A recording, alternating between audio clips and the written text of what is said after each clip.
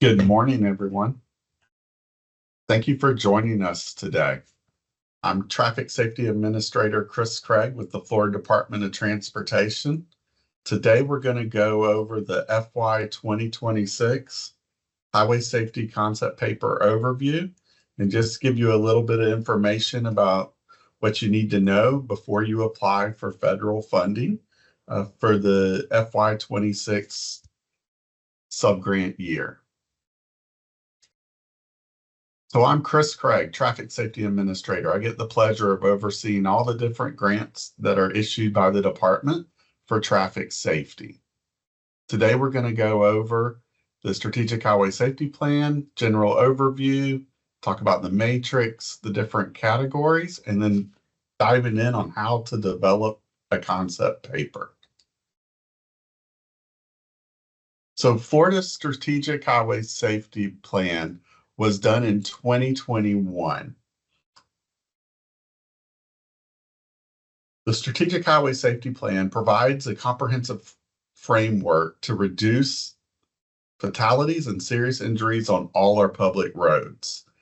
It helps determine our goals, our objectives, analyzes different data, and was done in partnership with many agencies across the state, including Florida Highway Safety Motor Vehicles, Department of Health, Florida Sheriff's Association, Florida Police Chiefs Association, and the Florida Highway Patrol. Through that plan, we all share the national traffic safety vision of toward zero deaths and adopted our own target zero fatalities and serious injuries. Within that strategic highway safety plan, we outline the different priority areas. They include everything from pedestrians, aging road users, motorcyclists, commercial motor vehicles, teens, impaired, occupant protection. As you can see, there's a lot of them, but these are the priority areas within that plan that we are focusing on. So now let's give you a general overview of how those subgrants go. So subgrant development is guided by that strategic highway safety plan and the annual triennial highway safety plan. So who can apply? We are open to governmental agencies, law enforcement agencies, schools across the state, emergency service providers, and certain qualified nonprofit organizations. So the funding source for this is NHTSA. The National Highway Traffic Safety Administration administers over $500 million in grant programs annually to states across the U.S. FDOT awards subgrants to traffic safety partners who undertake priority area programs and activities to improve traffic safety and reduce crashes, serious injuries, and fatalities. And they're awarded to state and local safety-related agencies, as we just discussed. So NHTSA funding can be awarded to projects focused primarily on education and outreach and enforcement activities to support a specific traffic safety challenge. This funding is not available for research or engineering projects. There are some funding restrictions when it comes to this NHTSA funding. Replacement, subplanting of existing programs are not allowable. Examples include replacement of vehicles previously purchased through a subgrant, maintenance or rehabilitation of equipment previously purchased, and any type of construction. So one thing we see a lot when it comes to concept papers is different agencies trying to reproduce something another partner is already doing. So I want to bring this up so that you save your time.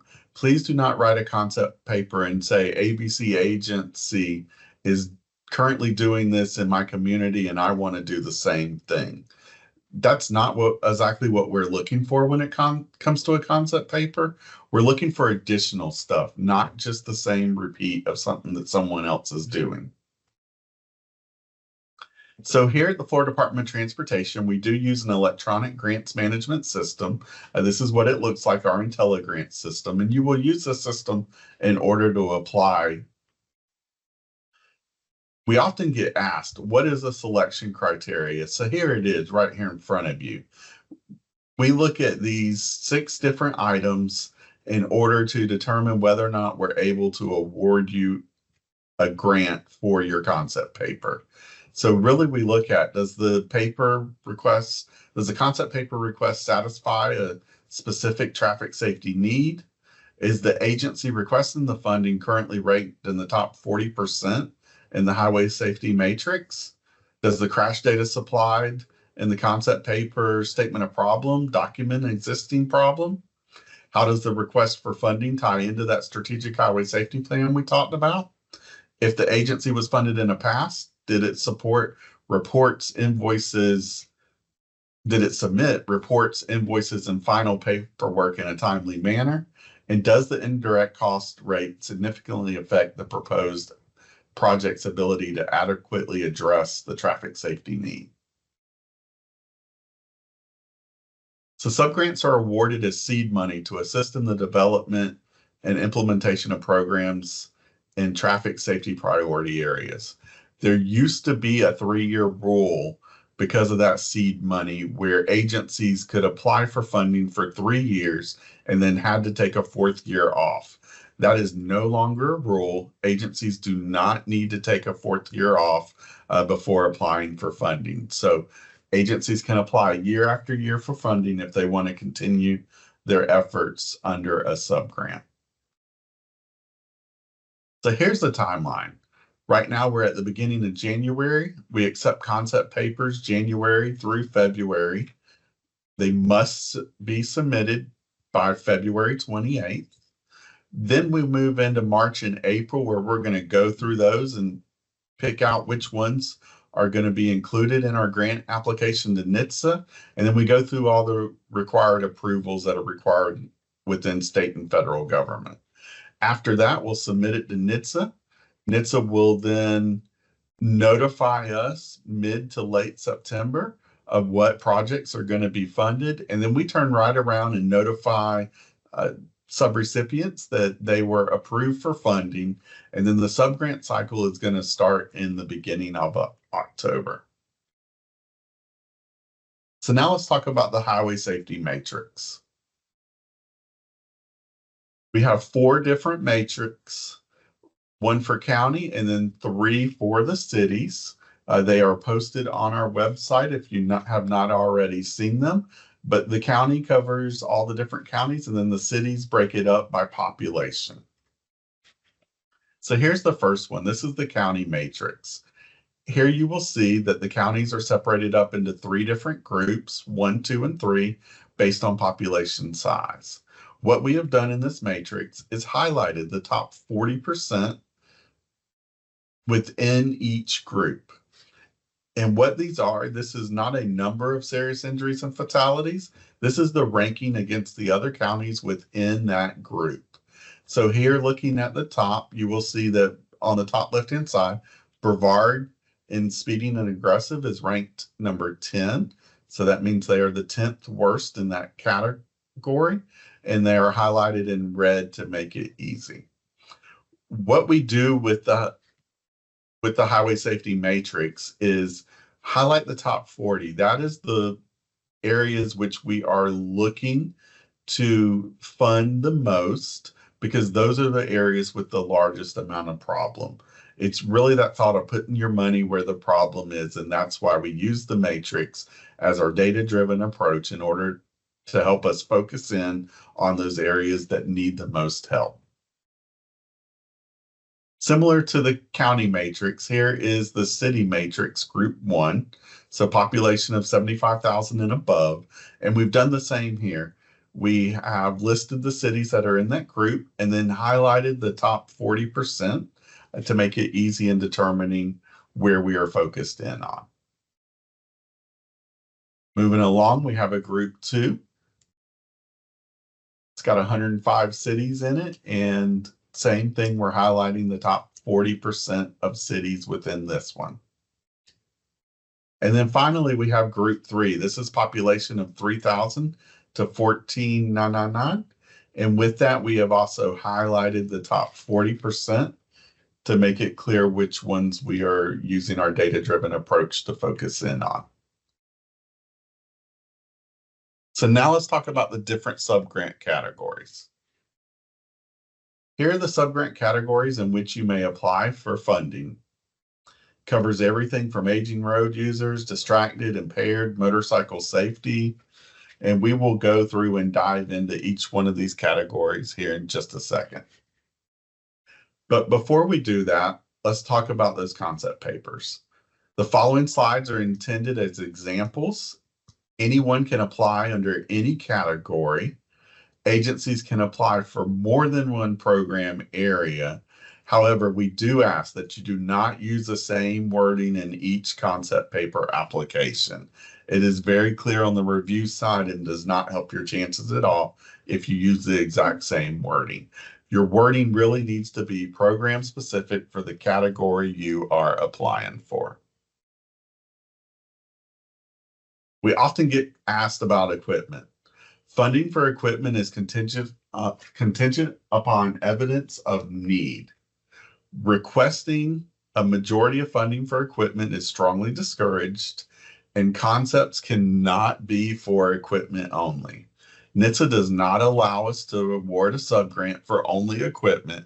So if you apply for only equipment, then you are not going to have any luck getting approval on that because we are not allowed to award a subgrant that only asks for equipment. So let's hop right into the first category of aging road users. Law enforcement agencies, colleges, universities, nonprofits, and state agencies are all eligible to apply for these. Within the aging road users, what's allowed is overtime hours for outreach and education, overtime hours for subgrant reimbursement, extra duty detail pay for officers if a law enforcement agency has an extra duty policy. Things we get asked about that are not allowed include officers' regular time, dispatchers' time, speed measurement devices, vehicles, temp meters, promotional items, or once again, equipment only. Community traffic safety teams. This category is for the FDOT District Community Traffic Safety Coordinators. And within that, they are allowed to ask for things such as yard signs, banners, signal cabinet wraps, pledge boards, tablecloth, outreach tents, different public education materials, driving simulators. And similar to the others, they cannot ask for vehicles, promotional items, or once again, that equipment only. Distracted driving is our next category. Agencies that can apply include law enforcement, colleges, universities, nonprofits, state agencies. And under distracted driving, allowed is overtime hours for enforcement, overtime hours for outreach and education, dispatchers, overtime hours for subgrant reimbursement, extra duty detail pay for officers, distracted driving simulators, banners, vehicle wraps, portable message boards, and USB drives.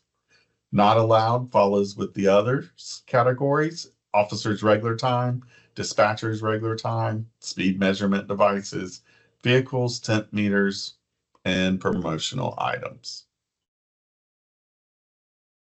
So impaired driving is a big category here in Florida. It still continues to be one of our major problems on our roadways. Law enforcement agencies, colleges, universities, nonprofits, and state agencies are all allowed to apply. Under that category, different things that are allowed include overtime hours for enforcement, outreach and education, support staff during a checkpoint, subgrant reimbursement and reporting. You can get fatal vision goggles, a Sydney or a pedal cart, impaired driving simulators, portable message boards. We have had different law enforcement agencies ask us to wrap one of the vehicles that they already own on their fleet with the drive sober, get pulled over message. You can get an intoxilizer if you need one, vehicle installation of those intoxilizers, different in-car video systems, USB drives. We have done Batmobiles over the years if you have a really great justification, because as we all know, those are very pricey. Vehicle wraps listed again, the DUI checkpoint equipment, which includes trailers, vehicles, message boards, portable light towers, cones, aero boards, generators, and of course those stylus pins that law enforcement like, but always seem to drop it right on the light where it breaks. Things that are not allowed under impaired driving include that regular time for officers, time for training, time for court, promotional items, speed measurement devices, portable speed feedback signs, and tent meters. Now let's talk about motorcycle safety. Law enforcement, colleges, universities, nonprofits, state agencies can all apply. With that, what's generally allowed is overtime hours for enforcement, overtime hours for SMART training course, outreach and education, reimbursement and reporting, dispatchers if you're doing a big operation, extra duty pay for officers if a law enforcement agency has that policy, speed measurement devices for officers working on the subgrant, supplies needed to conduct a SMART course, printing for educational materials, USB drives. And then when you look at the not allowed, it's similar to the others, that officers' regular time, vehicles, promotional items, or equipment only. Occupant protection and child passenger safety is the next category. All the same here, law enforcement agencies, colleges, universities, nonprofits, and state agencies are all welcome to apply. And in this category, what's allowed includes that overtime hours for enforcement, outreach and education, dispatchers, subgrant reimbursement and reporting, that extra duty detail, vehicle wrap. We've had a few of those where law enforcement agencies have wanted to wrap a vehicle that they already have with the click it or ticket message, portable message boards, seatbelt condensers, rollover simulators, and USB drives. Not allowed under occupant protection include that officers' regular time, dispatchers' regular time, speed measurement devices, vehicles, tent meters, promotional items, equipment only, and child passenger safety seats, because those are currently available through our Occupant Protection Resource Center. If you're a certified child passenger safety technician, you can apply to get seats through that resource center. Pedestrian and bicycle safety is up next. We offer two different ways to apply for pedestrian and bicycle safety money. You can apply through a subgrant through the FDOT safety office here, or we also have our top 25 counties that we are focused on with our pedestrian and bicycle safety initiative. And then you can enter into a contract with the University of North Florida IPTM in order to do enforcement efforts there. But for the subgrants through the DOT safety office, under ours, we allow for overtime for enforcement, overtime for outreach and education, subgrant reporting, extra duty pay for officers, and USB drives that are preloaded with pedestrian and bicycle safety messages. Similar here, what's not allowed includes officers' regular time, dispatchers, speed measurement devices, vehicles, tent meters, promotional items, and equipment only. Public traffic safety professionals is the next category that we have. This is open up to training institutions that have an accredited police training program or that can train professionals in traffic safety and also state agencies. Here we cover different training topics such as traffic homicide investigation, traffic crash reconstruction, different issues related to law enforcement officers with traffic, impaired driving enforcement, drug recognition expert, drug court training, police motorcycle instructor. And what we normally cover is the tuition fees in order for law enforcement or other traffic safety professionals to attend these courses. What's not allowed is state correctional officers, equipment only, training for organizational growth, and grant writing training. Let's talk about speed and aggressive driving training. Law enforcement, colleges, universities, nonprofits, and state agencies are all able to apply for this category.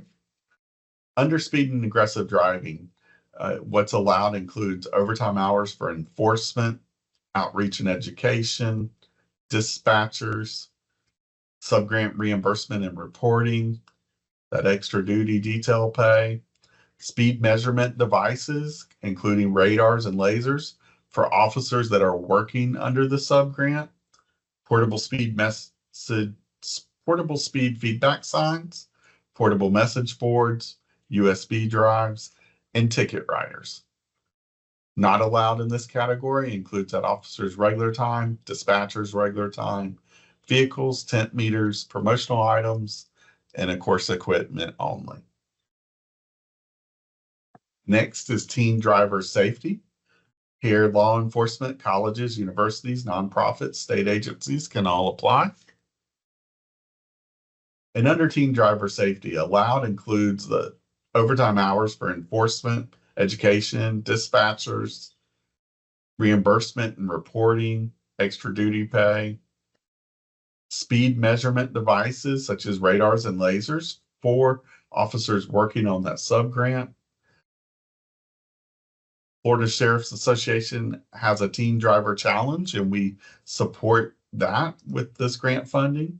Traffic cones for different training, USB drives, fatal vision goggles, Sydney or pedal carts, seatbelt conventors, rollover simulators, student guides, and other different program-related expenses that you may need in order to facilitate a teen program. What's not allowed on the teen side includes that regular time, driving range improvements, any furniture, tent meters, and promotional items. All of these are not allowed. So now let's talk about traffic records.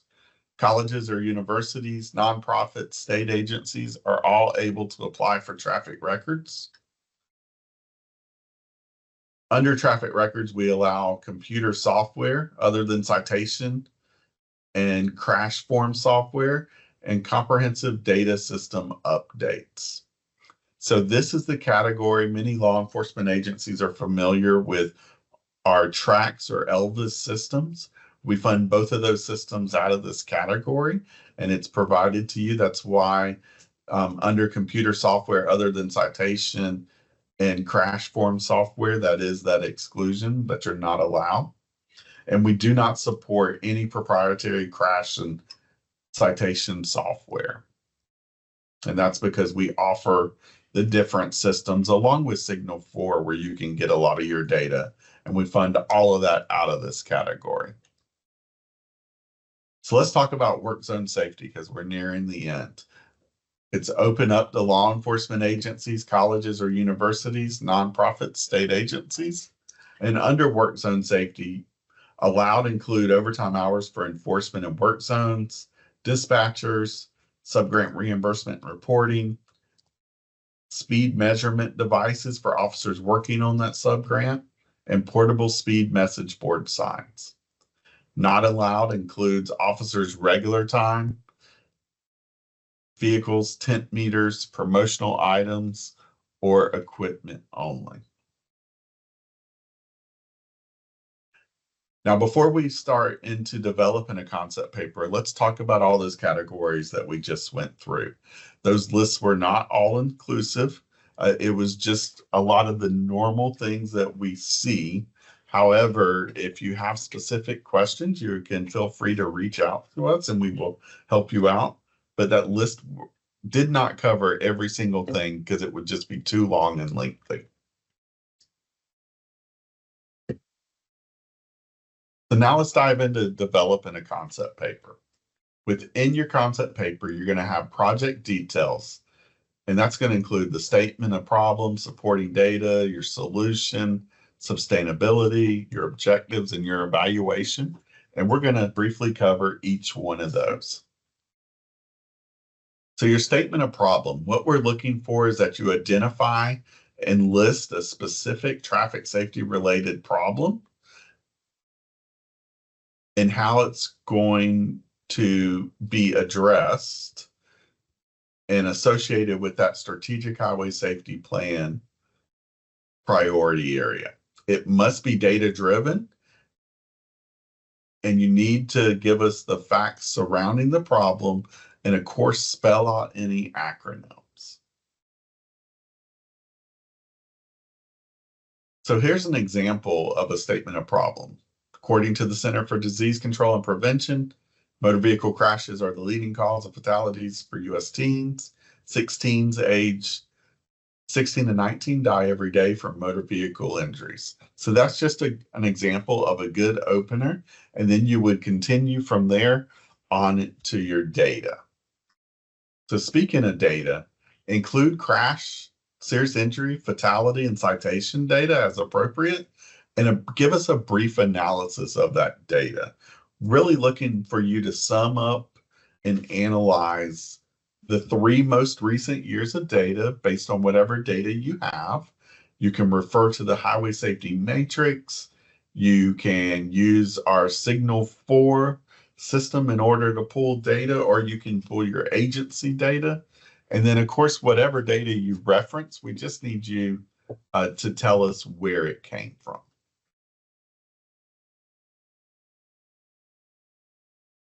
Then we get into your proposed solution. Here you're going to provide the specific NHTSA countermeasure and chapter and section that you plan on implementing. And then you're going to explain how those are going to address the problem.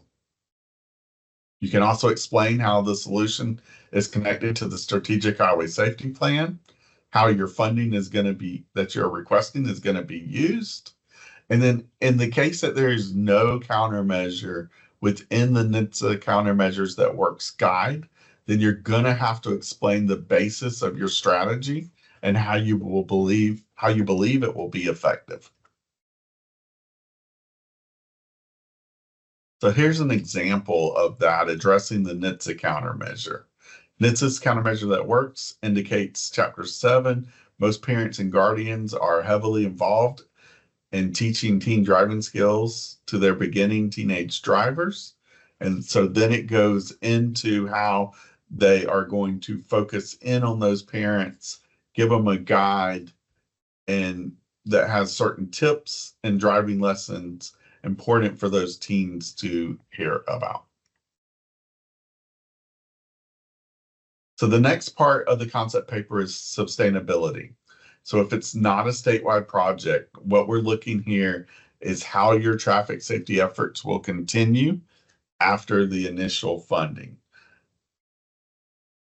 So really here, what we are looking for is that if you asked for equipment, you're going to continue to use that equipment on the same general item that you had asked for it for. And then we are very realistic that law enforcement agencies may not have the funding to continue to do additional enforcement if they do not receive a sub-grant. So really, you're just going to be straightforward here and tell us that you're still going to continue some enforcement efforts, but it just might not be to the level that you were doing when you were receiving the sub-grant funding. Want to bring this up again here. There is no longer a 3-year rule for law enforcement efforts, so law enforcement agencies can continue to apply for funding year after year. And then here a little bit, law enforcement agencies are expected to continue those efforts, and equipment is required to be used for those intended purposes. So now let's talk about project objectives. State the short-term objective of the project, needs to be quantifiable, and provide some baseline data for those objectives. So here's an example. We're going to reduce the number of crashes by 5% compared to the 3-year average. Provide 12 public education and outreach events. Or conduct at least 12 high visibility enforcement operations.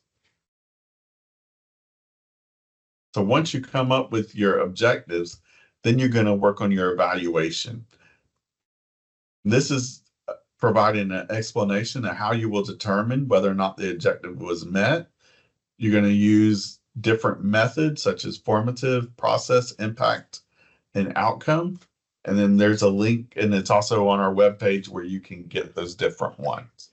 So let's talk about examples. Review survey and revise the presentation if the results are not at least a 4.5 out of 5.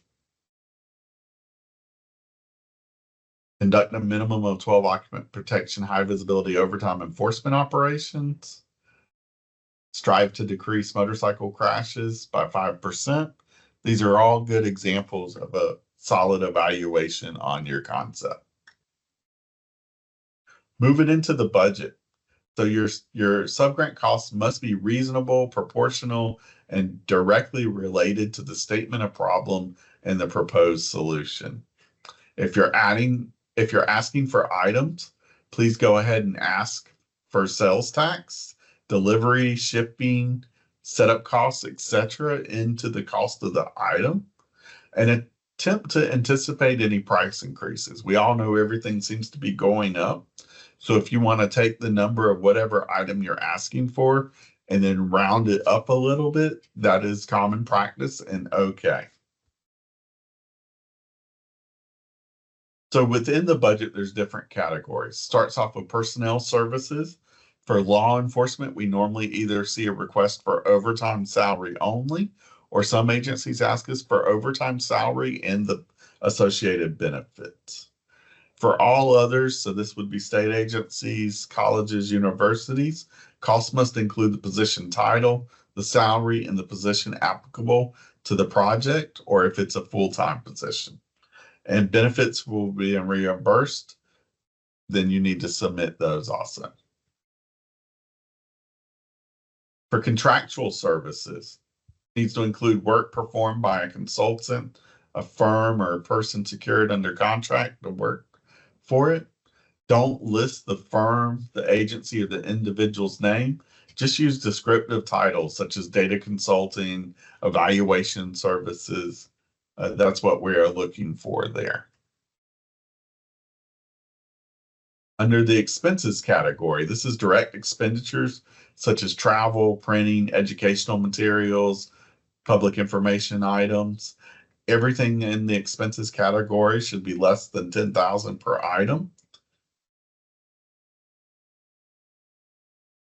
Don't use brand names. So like if you're asking for radars, then it would be 3 radars for traffic unit to support speed enforcement efforts, not specifically naming a brand of radar or laser. Now, if you are asking for equipment that is over $10,000, enter the estimated amount in the budget line item that says equipment costing $10,000 or more. Include a separate line for each piece of equipment that is over $10,000. Once again, don't use brand names. Looking for like a light tower to be used at checkpoints, a message board to be displaying safety messages. And continuing with that, if there's any emergency equipment that needs to be on that unit that you are asking for, please go ahead and include that in the total cost. We mentioned this before, but concepts for equipment only are not allowable under the NHTSA guidelines and will not be considered. So please do not write a concept paper for only equipment. It will not help you at all. Equipment should not be the majority of the project, and enforcement agencies are usually not awarded equipment in their first year of their subgrant. It's not a always, but definitely a usually not. So indirect costs are allowed for colleges and universities, and it covers costs that cannot be charged. A subrecipient may opt to request a lower or no indirect rate, even if they have a federally negotiated indirect cost rate. Concept papers requested indirect costs will be awarded based on a cost benefit, available funding, and if the indirect cost rate requested significantly affects the proposed project's ability to adequately address the traffic safety need. Now, historically, we do not award indirect for local projects, law enforcement agencies for their activities. So we've covered all the budget areas. So now let's cover that funding cycle again. We're in the middle or the beginning of January. Our concept paper period runs all the way till February 28th, in which you must submit concept papers by the end of February. After that, we're going to March and April go through a review process and then go through an approval process May to July. And then ultimately, we will submit our annual grant application to NHTSA for approval. They will notify us mid-September. And immediately after that, we will notify everyone that applied, either with a notice that you're getting awarded or a notice that you were not selected for awarding. And then the subgrant cycle is going to begin on October of 2025 and will run all the way through till September 30th of 2026.